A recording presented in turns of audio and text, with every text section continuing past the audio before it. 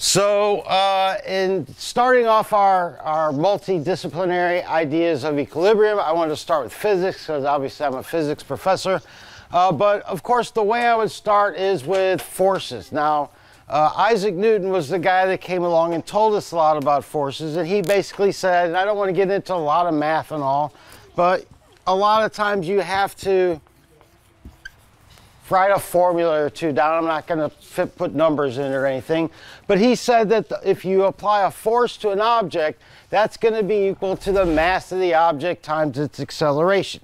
So the idea of equilibrium in physics is basically not to have acceleration, so an object would basically go at a constant speed, so it doesn't get faster and faster and faster and be out of equilibrium that way. So our idea is that we want the forces, at least the net forces, all the forces acting on it being equal to zero. Now, in order to demonstrate this, we do have a few students that are going to show that with a tug of war example. I've got Sarah Catherine Brown that she's going to go ahead and call up a couple of her friends. Where do you want to do this at? Right here in the front?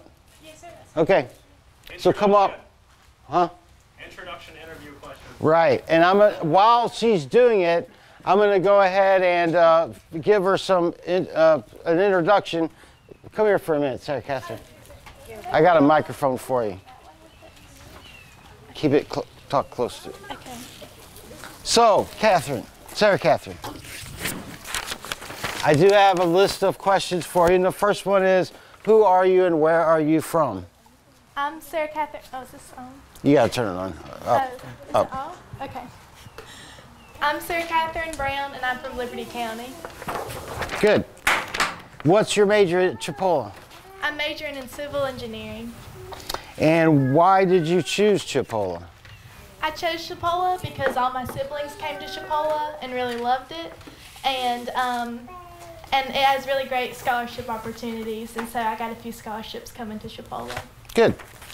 Where are you going after Chipola, and what are your career goals?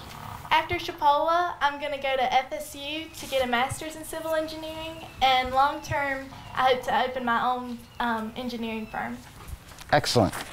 And finally, what is your favorite thing about Chipola? My favorite thing about Chipola is how small it is. All my teachers know me by name, and you really get to know everybody. I work in the ACE lab, and I really love it. All right, thank you. I'm going to let you go ahead, keep the microphone, you can explain what's going on. I'll be back. Okay, so we're doing tug of war.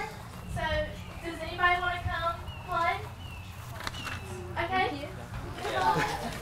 Come here, help me. Okay, so y'all can pick this up a little more. Pull it kind of taut.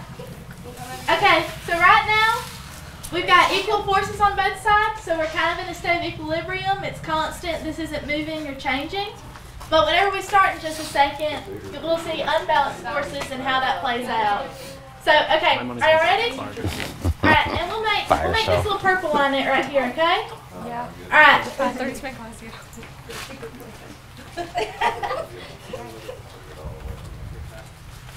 On your mark, get set, go.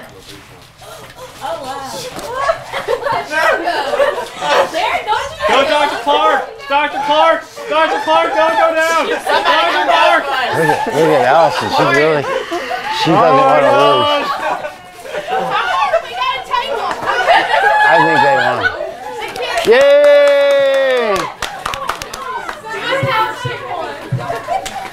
All right, so we saw an example of equilibrium when the forces were balanced, and then a non-equilibrium state, that is, Dr. Clark got pulled all the way across the stage when the forces were not balanced. Now, when you talk about equilibrium, there are different types of equilibrium. You can have an equilibrium state where things are balanced and they stay balanced, what I would call stable equilibrium. And you also have unstable equilibrium where as you go away from an equilibrium point, you get pushed further and further away. So I do have another demonstration. I think Laura Fleener said she would do it, and we're going to have to walk over to the swings. Before we do that, let me go ahead and interview Laura real quick. So the first question, up. First question is, who are you and where are you from? Hi, I'm Laura Fleener. I'm from Chipola, Florida, right down the road. And what's your major? My major is animal sciences. So you're gonna be a vet, right? I plan on it. Good. Why did you choose Chipola? I chose Chipola because there's a lot of opportunities with clubs like extracurriculars. We're here with Science Club today. There's the honors program. There's lots of just different things that you might not get the opportunity to do if you went to a bigger school. There's smaller class sizes. She's in most of the clubs at Chipola. Just lots of good opportunities. And you're a cheerleader too, right? Yes. And you don't play sports, do you? Cross country. There's Okay. also a lot of athletic opportunities. Where are you going after Chipola and what are your career goals? I plan to transfer to UF after this spring when I graduate, and I would like to be a vet and practice. Good. And then finally, what's your favorite thing about Chipola? I would say that my favorite thing about Chipola is the community. I mean, because the class sizes are smaller and there's a lot more people that you kind of see day to day, it's just easier to make friends and easier to get close with your professors and get to know them. Good. All right. Well, if y'all will join me in walking over to the swing. So here we are at the swing where we're going to look at an idea of stable equilibrium. So if you want to have a seat, Laura. Right now, she is at a position where if she lifts her feet up and there's no forces on her, she's going to stay right where she is. But if I pull her away from the equilibrium point like this, you'll notice I could feel her going in the other direction, and she'll pass where she was before. That is, she'll pass where the equilibrium point is. Then when she passes it that way, you can see me being pushed back. There's a force back on her. So continually, there's a force back to force her to stay at the equilibrium point. That's called a restoring force because it tries to restore her at the equilibrium. And that's what we call stable equilibrium. If you want an example of unstable equilibrium, we got to take another walk over to the slide and we'll see how that works there. So, all right, so here we are at the slide. You can see it slopes down, and again, she's sitting at the top of it in a situation where, I mean, there are forces on her, but they're not causing her to go forward at all. Now, if she leans forward a little bit, you'll see that she starts to slide down. There's no restoring force causing her to go back up, and she gets further and further and further away from the equilibrium point. So this is the opposite of a restoring force, and it keeps her away from equilibrium. But anyway, that's the difference between stable equilibrium and unstable equilibrium. So let's go back to the pavilion over there. So the last thing that I want to talk about as far as physical equilibrium is concerned is what I would call static equilibrium. Now this is a type of equilibrium that is of concern to people like architects or civil engineers, people that put up structures and they don't want them to fall down at all. And I do have a little demonstration with these blocks to show you what's going on with this. In other words, if I make a structure like this, you'll see it's in equilibrium, right? I have the structures there, I'm not applying any forces to them, and they're staying still. But if I apply a force like this to them, you'll see that they fall very easily, and that's not a way really that you would like to make a building. So what you have to do is you have to balance what are known as not only the forces, but the torques that are applied to the object. And a torque is basically just a twisting motion of an object, or twisting force that allows the object to twist or to rotate. If you'll see, if I do this again, you'll see as I push on it with this force over here, it'll cause it to spin around, and that's what makes it fall. However, if I do something a little bit different, and I put another force like this, and I try to push on it with that, then the torques are, I mean, there's a torque this way as well as that way when I push on it, so I can actually lean on it like this and it won't fall over. It's very stable. It's in static equilibrium. And once again, I've got another thing that we can look at here, and then we'll go back to Laura to see what project she made. But if you'll follow me over to the seesaw, we'll go ahead and see what's going on there. All right, so here we are, me and Professor Bates on the seesaw. All of our students are laughing at us. But we're trying to show this torque idea. That is, he's applying a torque to make the seesaw spin this way, and I'm applying a torque to make it spin the other way. Now, you'll see that I have to lean a little bit forward, and he has to lean a little bit back in order to balance. But if we do that, I mean, it's not perfect, but we'd be here probably all day trying to balance it exactly. But we can eventually find a point where the torques are exactly matched, and that would be a point of static equilibrium. The next thing I want to do is hand this over to Laura Fleener. I already did her bio, so she's going to show us what's called an impossible table that works by basically not only balancing the forces on a tabletop, but also the torques involved. So if we go back to the pavilion, we can go back to her. So here's Laura again. She's going to show you about her impossible table. Hi guys. Like I said earlier, Dr. Bodart said, I'm Laura. This is an impossible table. The formal name for it is a tensegrity table. And if you look at it, you can see that it's floating. There's no like table legs. There's nothing holding it up except for string. And string is not really like something that you would think of as something that you would hold something up with. But when you set it on this and put something on it, you can see that it works as a table, which is cool. But it works because of the idea of static equilibrium that Dr. Bodart was just talking about. So when you look at this table, you can see that these legs in the middle that kind of almost intersect with each other but don't create tensions. And then these strings out here also create tensions that oppose each other. So this one in the middle, this creates an upward tension. And then these strings on the outside create a downward force. So they end up canceling each other out. They end up canceling each other out, and they hold the table up. So if there's something that knocks off the equilibrium, like what did Mr. Bates say, if the wind blows the wrong way, if there's too much weight on one side, it'll knock the equilibrium off, and then the tensions can't hold it up. But yeah, that's my project.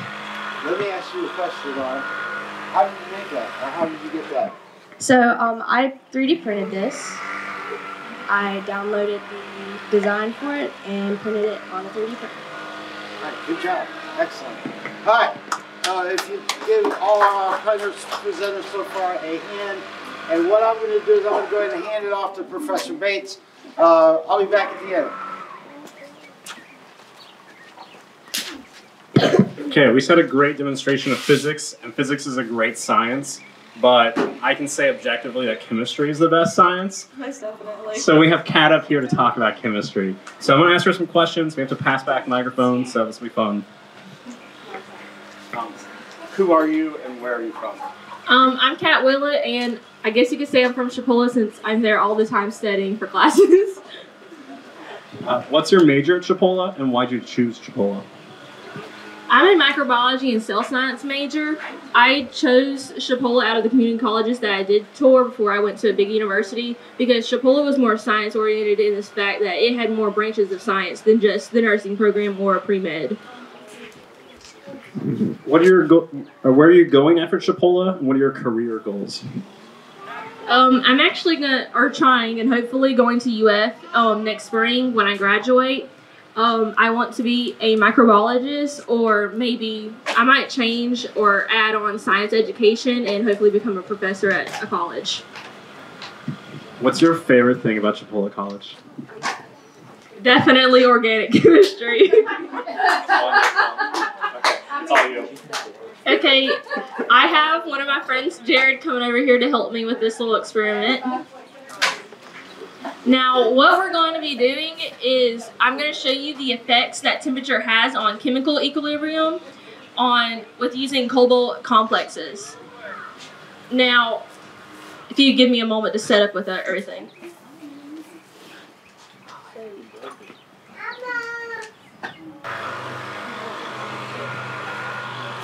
Now, this is our reaction or our chemical equation we're going to be using.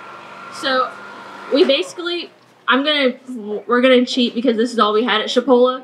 we're going to take this product and we're going to reverse it back into its reactants to show that this equation is both reversible and endothermic.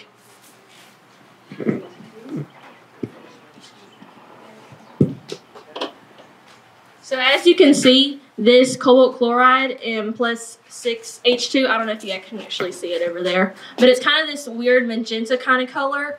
And it gets that way because it already had cobalt is technically kind of supposed to be blue, but with chloride added in, it gives it this weird pretty color. And when we mix it and we add warm water and cold water, it's going to change the colors of it when we add salt, because the salt is going to dissociate the ions in the cobalt chloride. Now, can it use?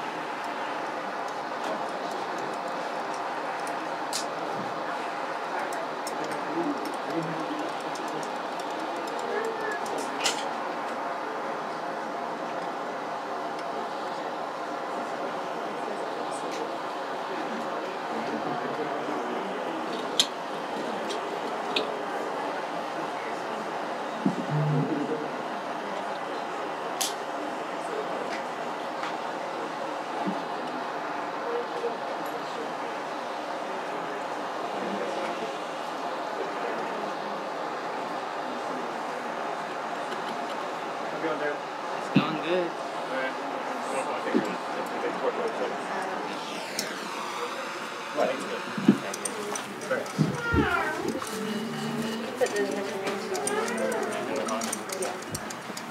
This one here.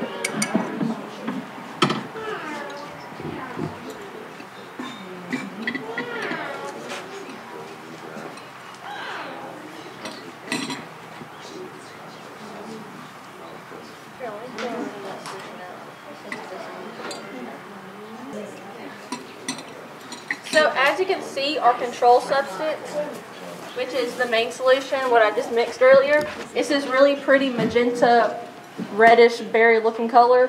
And if I calculated correctly and mixed everything right, our solution that went in our ice water should come out to this really bright red, and the solution that went to the warm water should turn this vibrant blue, or a darkish purple if not. I don't know if y'all can see it from there, and I'm not really risking to burn my hand for this event. You can already see that the red pinkish color is already starting to turn a dark purple. And I'll bring this one to you. The ice is already turning it this more pinkish red than purplish red. And it does so because the salt dehydrates the cobalt ions that are in the solution, and when I hydrate them back up, it'll go back to its original color. That's showing that our reaction is reversible. And if we just wait a few more minutes, it'll probably get a more vibrant color to show you all that main effect.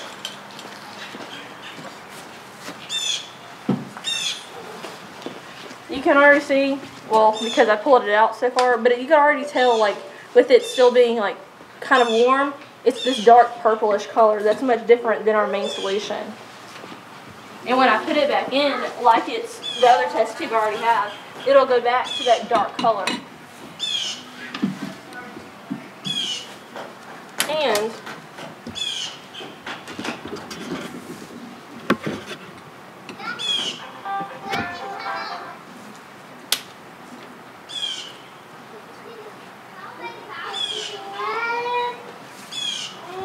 you can see our dark color when it's rehydrated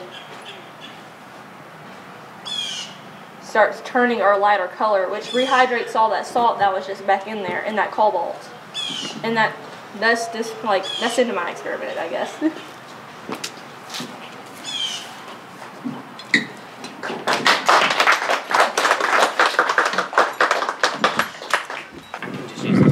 All right, great job, Kat. That was excellent. It's really cool to see the different colors. We'll kind of look at them at the end. Next, we have two people presenting at the same time.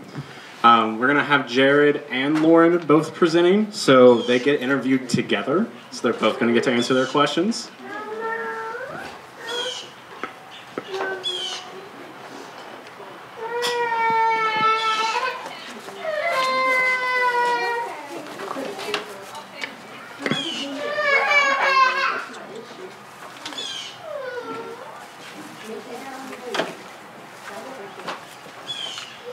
Okay, so for our pair of questions here, we're going to ask, who are you and where are you from? My name is Jared Holcomb. I'm from Liberty County. And I'm Lauren Tucker, and I'm from Marianna, Florida. What is your major at Chipola, and why did you choose Chipola? My major is science education, and I chose Chipola because I am from a small town, and I like this small environment that Chipola gives. My major is microbiology and cell science, and I chose Chipola because it gave me a lot of opportunities with scholarships, and I was able to stay home for a couple of years before I move off to a different university. Where are you going after Chipola, and what are your career goals? So I will be staying at Chipola for another 2 years to get my bachelor's in science education, and then I want to go back and get my master's at FSU in biology. I will be transferring to the University of Florida, where I hope to get into the dental program there so I can become a dentist. What's your favorite thing about Chipola College? I love all of the faculty and new friends that I've made through going to Chipola. I just really like the small town atmosphere. I think I have been able to meet a lot of people and make a lot of friends through clubs and things like that. Very cool. You guys are up.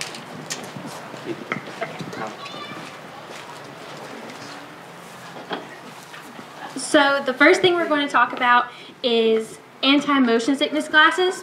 So we're going to talk about the equilibrium of the body. So your balance system is in the vestibular system, which is in your inner ear, which is behind your eardrum.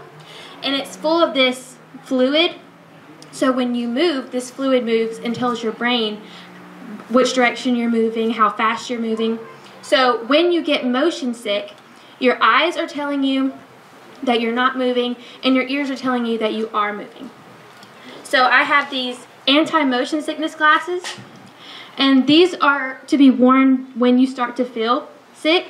You can put them on in the car or on a train or in an airplane, and you put them on for 10 to 15 minutes until you start to feel better. They're filled with this blue liquid. This liquid it does the same thing as the fluid in your inner ear. It moves with the motion that you're moving in. So it's going to help with that mismatched signal from your eyes and your ears to your brain. It's going to tell your brain the same thing in your ears and your eyes. They're going to say, your ears are saying you're moving at this speed, and the water in these glasses are going to tell your brain that your eyes are looking at the same thing. So I have here these drunk goggles, which is pretty much the exact opposite of what hers do. Mine, there are two different colors because these clear ones here represent during the day what you'd feel like, and the dark ones are at nighttime. So what mine do is simulate the effects of being drunk, and which basically that means, so alcohol dehydrates you, and that fluid that she was talking about in your ears, when you're dehydrated, it even dehydrates that fluid in your ears. So it really just throws you off in all sorts of different ways. And that's what these goggles will simulate. And there are I have different goggles here. And there are the moderate ones, high, and extreme ones. And then they will show, depending on how drunk you are, what happens at each stage of being drunk. So I have a couple of activities that we're going to do with those. So if I could get some volunteers, I know I've already picked, all right, you can do it. And then I've got Miss Howell is coming up, and Laura, and then Dr. Clark, do you want to do it? Yeah, I stayed for you, baby. Thank you so much. All right, and then Sarah Catherine. I want the wild ones. I am not good. I'm not good with this. We're going to do I can't handle sugar and caffeine. Allison's thinking, give me the totally wasted. Here you go, Dr. Clark. It's as close as I'll ever get. Moderate. Oh, I need that. Is there a less than moderate? No. That would be no alcohol. It gave me a headache. We give you the extreme. That's how you want it day and night. Well, I'm gonna have Oh, that's it. We're so challenging. We need to Alright, so this towel. Oh, you're doing I'm gonna give you the silver ones. Alright, and then This still has a tag on it. Is that? that's fine. You won't be able to see it when you put them on. That's a bad sign. There you go. Oh, Yeah, crap. you'll go ahead and put them on. And I'm gonna bring y'all. Okay, this is kind of scary. You Okay, got the ball? I gotta tighten this thing up here. Oh, yeah, square. You gotta start from finish line. Yeah, you can talk about that when I'm I feel here. like I can still function. Oh, God. Okay, so Miss House gets the crap. I'm like, I'm good. What y'all are gonna do is y'all are gonna throw these balls to each other. But grab it. Crap. Can you grab it? Okay, so these Okay. glasses, they all have different intensities. The white goggles, they're a slight mood change. We don't have the white ones. Oh, but Okay, yeah. so we have bronze goggles. So those feel depressant effects, slight impairment of balance, speech, vision, reaction time, and hearing. So, and then we have silver goggles. Those are dysphoria predominates, nausea may appear, the drinker has the appearance of a sloppy drunk. And then we have black goggles, which are extreme goggles. All mental, physical, and sensory functions are severely impaired. Increased risk of asphyxiation from choking on vomit and of seriously injuring yourself by falls or other accidents. Okay. So we're going to have a few activities. I need to move you over here. Okay, you stand here. Is she really leaning or should I just be?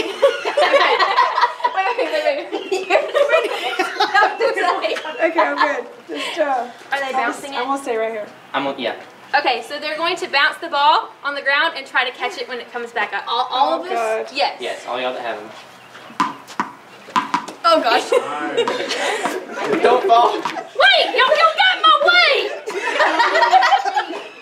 Why does the girl? Okay, the girl keeps moving. I don't like it. Okay. Okay. My feet are over there. Okay. Yay! And then I'm gonna get Miss Howell. Yes. I'm gonna get you and him to throw it to each other. Okay, so you're gonna throw it to him first. Okay. I'm practicing. I feel like Okay. Alright, so you stand the world right is here. flat and I'm falling off. Okay. Can you see us? we all throwing together? No, I'm gonna just you and him. Yeah, but you're like look this way. Softly. No, this way. It's fine. Alright, now. Alright, just try He's right there. just try to bounce it to him. Really close. Try to bounce it to him. Okay. Okay, bounce it. Bounce it. Bounce it. Okay, And see if here you you can go. get it to him. Alright, see if you can catch it. Watch the edge. You almost got it. I can't even catch it. Okay, hold up. Alright, be careful. Wait, don't taste it. Okay. Alright, so for the next activity, what we're going to do is I'm going to throw some change on the ground and y'all are going to pick it up. Oh God. If you pour some dollars That's a lot, Jared. Oh, Jared, you're gonna get in trouble. Do we start now? Yes, y'all go and try to get them. Get as many as you can. Oh gosh. Okay, I got. Well, He's pretty good. There's glasses on the ground. Wait, I can't see them. You're stepping all over them. What? I want to pick up her glasses so she doesn't. I got him. I got That's that. not a coin. No, it's not. That's not a coin. Here. That's gum. I'm throwing some more out. Hey, you're my rep. Hey! Get out my coins! Where are the corners? I guess I need to. Can't get a Mr. Pimp with this. Oh my gosh! I don't see money. They're gonna step on me. Everybody's on the ground. Okay. Oh, I think I see some. Is that money? Let's go. There's a quarter. Is that my money? Well done. Oh, Is it bad not calling anybody. Is it bad that I'm getting used to this? I'm not. Whoa, wait a minute. All right, There's a kid behind or below you. Wait, I'm That's gonna all my something money. here. Just keep your money. Okay. I feel like I'm slamming. I found one coin. Good job, Miss Howell. I found a hand. I found a coin. Good job. Okay, I think we about got them all. I found my limit. Good. How many did you get? Okay, oh, you good. Yeah, y'all did Okay, really he good. has all the money. Me and him are friends. How many did you get? I got a ball. What did I get? A quarter? Sir, Catherine. Well, Miss Howell, you had the extreme ones on, so and you were at night, so. Okay. I have Do you want these? Yes. I have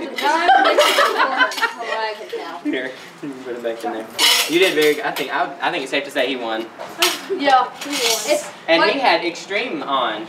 I got used to it. That's good. Well, that's not good. Miss Howell, you can take them off now if you want to. Okay. Thank you so much. I was trying to make sure I wasn't running into anybody. Yes, thank you so much. I'll stick to my Yeah. I kept seeing these spots. That's what I kept trying to grab. Lauren, is the microphone on? Is it? No. Do I have to turn it off and turn it back on? I think it's on. Is it on now? Oh. Oh, thank you. I'll thank you for that.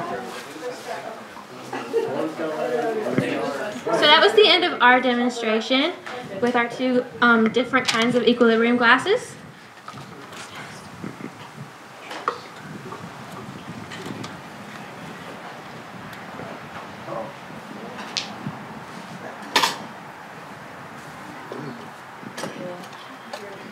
Oh, are we done? Okay. Alright. You're done with one? Yes. Oh, excellent. You got to do your classes? She did it. Yeah. Excellent. All right. So up next, we have Peter Matuke. Okay, I pronounced it okay. Mr. Matuke, he has his bachelor's degree in economics from Nairobi University. He earned his first master's degree in economics also from the University of Nairobi. And then he's also earned a master's degree in economics from Youngstown State in Ohio. He's been teaching for the last 10 years for economics, and he is one of our newest professors here at Chipola. Welcome everybody to my session. I don't come from a science background, so I'm moving away from the labs and taking you to social science. So economics is what I teach, and economics is basically all of us doing economics in one way or another. Anytime you wake up in the morning, there's some economics you're doing. So today, basically, I'm going to demonstrate, or rather explain what equilibrium means to us when we talk about economics. What does equilibrium mean? Just to mention, like what the past presenters have said, for equilibrium to appear or to happen, there must be two forces that actually like counteracting each other. So in a market setting, basically there is two forces counteracting each other. One of them is the supply, another one is the demand. That's why when you go to Walmart to buy something today, you realize that you will most likely buy the same product at the same price, just like any other person, because the two forces will have interacted and actually have come up with an equilibrium price. So at that price, the quantity is equal for both the suppliers and those ones who are actually coming to buy the product. So I have a little just demonstration here how it works. You can assume you're selling something to a colleague of yours or a friend of yours, and basically you're trying to arrive at a good price which is acceptable to both of you. So it's just a demonstration that this represents a demand curve. Basically what it says that okay, on the left-hand side is the price of commodities, and down here we have the quantity, how much you're willing to buy. So basically what he's saying is that for the consumer, the guy who is trying to buy, they would like to buy more when the price goes down, right? So as you come down, you see they are going to buy more of each, right?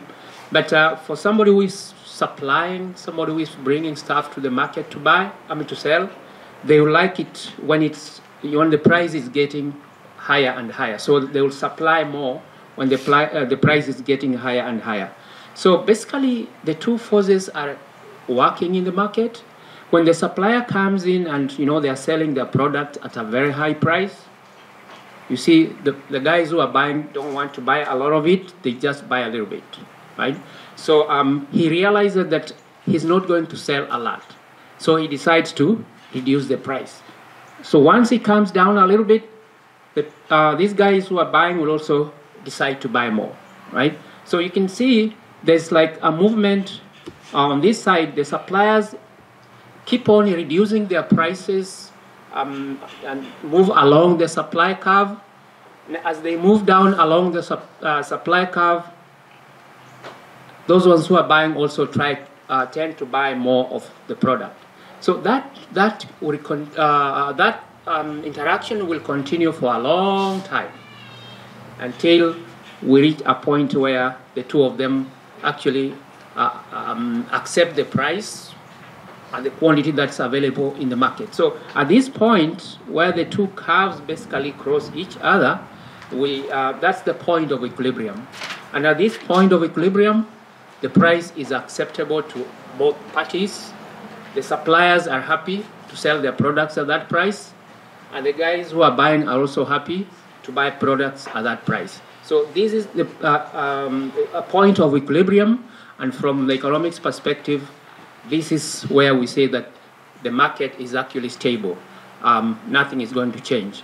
But if something happens and one of them moves away from the equilibrium, you realize that either, for example, if the suppliers increase their price a little bit, you realize that those ones who are actually buying will buy less of that product.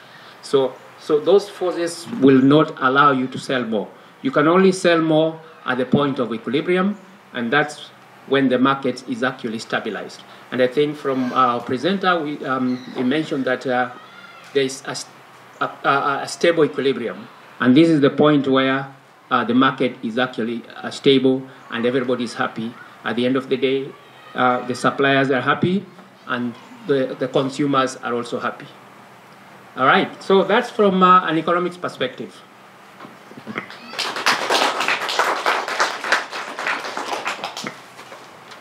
Thank you very much. That was great. Thank you. All right, so that concludes Science in the Park this month for November. But the great news is Science in the Park begins next month, December 2nd, at Lafayette Landing. Would you like to give us a hint on what's going to happen? Well, first of all, we're going to have our theme move away from chemistry and physics a little bit. We're going to have more biology things. We're going to talk about dairy. And the great thing about doing dairy is that ice cream comes from dairy, and we're going to serve ice cream as our refreshment from Southern Craft Creamery. And also, we're going to have liquid nitrogen, and we'll be making our own type of ice cream. And we're going to compare the whole actually making ice cream from hand, all that stuff, versus instant flash freezing. We'll see if there's any taste difference between those two. But that's Friday, December 2nd at Lafayette Landing. It's the park on Highway 90. Across from the courthouse. Yes, across from the courthouse. We'd love to see you guys there. Thank you. You have to walk into the courtyard, really, in order to get there. So hopefully you'll find where it is. Just ask for Lafayette Landing.